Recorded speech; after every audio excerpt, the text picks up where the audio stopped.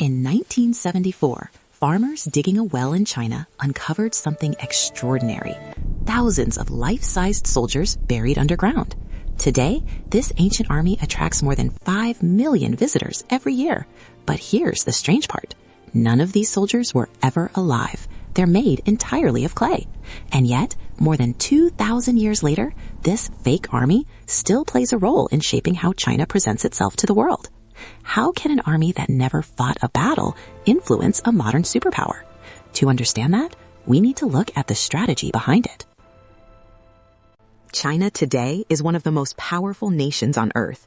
Its cities rise with futuristic skylines, its technology competes with the West, and its influence stretches across continents. But beneath all of that modern power lies something older, something symbolic. An army. Not a real one. An army made entirely of clay.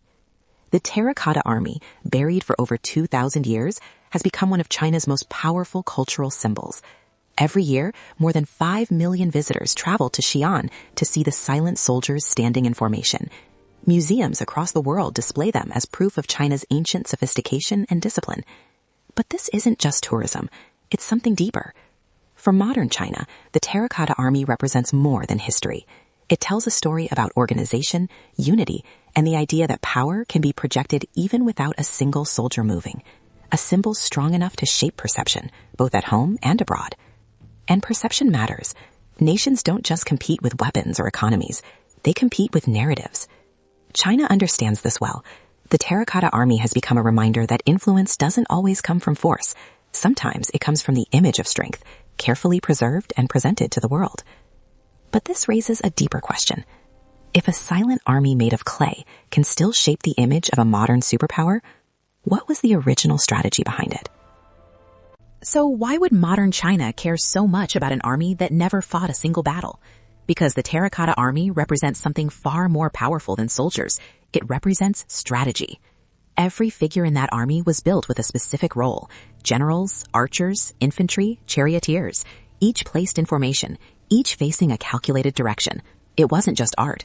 It was a model of order, hierarchy, and total coordination. That idea still resonates in modern China. Large-scale planning, disciplined organization, and long-term strategy are deeply embedded in how the country operates today, from its rapid urban expansion to massive global projects like the Belt and Road Initiative, a network of infrastructure stretching across Asia, Africa, and Europe. Just like the Terracotta Army, these projects send a message. China plans far ahead, and when it moves on a massive scale. But the army also plays another role, soft power. When exhibitions of the terracotta soldiers travel around the world, millions of people see a civilization capable of building something this complex more than 2,000 years ago. It shapes how audiences perceive China, ancient, organized, and enduring. In geopolitics, perception can be as powerful as military strength. And that's exactly the lesson the Terracotta Army embodies. But this leads to an even more fascinating question. If these clay soldiers represent such a powerful strategy today, who first designed that strategy in the first place? The strategy behind the Terracotta Army begins with one man, Qin Shi Huang. More than 2,000 years ago, he became the ruler who unified China's warring states into a single empire. But unifying the land wasn't enough. Qin Shi Huang wanted something bigger, total order. He standardized currency across the empire so trade could function smoothly. He unified the written script so people from different regions could communicate. He standardized weights, measurements, and even the width of roads. For the first time, China was operating under one system. The Terracotta Army was built within this same philosophy. Thousands of clay soldiers were crafted, each with unique facial features, armor, and weapons. They were arranged in strict military formations, infantry in the front lines, archers behind them, generals commanding from strategic positions. It was a perfect model of the emperor's ideal state, structured, disciplined, and completely organized.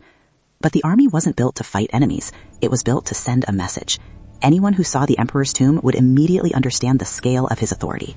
Even in death, Qin Shi Huang wanted the image of absolute power to endure. And that idea, using grand projects to project strength and permanence, didn't disappear with him. In many ways, it became a blueprint for how China would think about power for centuries. Which raises another question.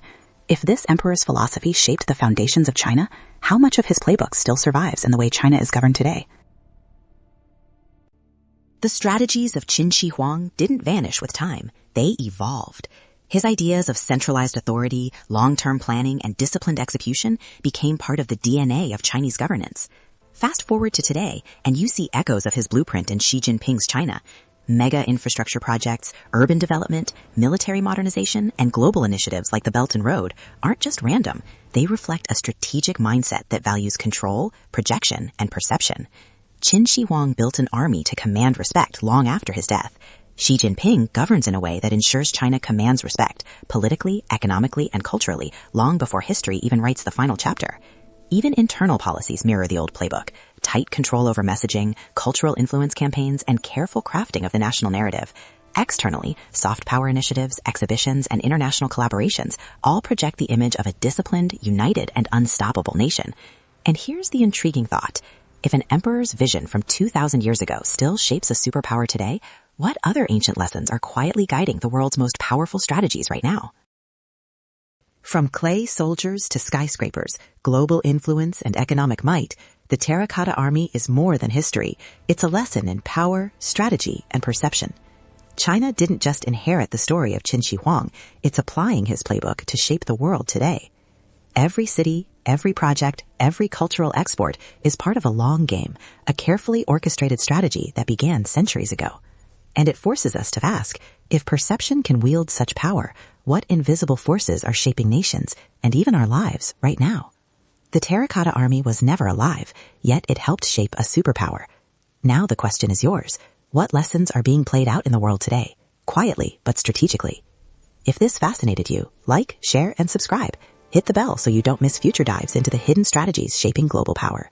And comment below, what other ancient playbooks do you think are still influencing the world today?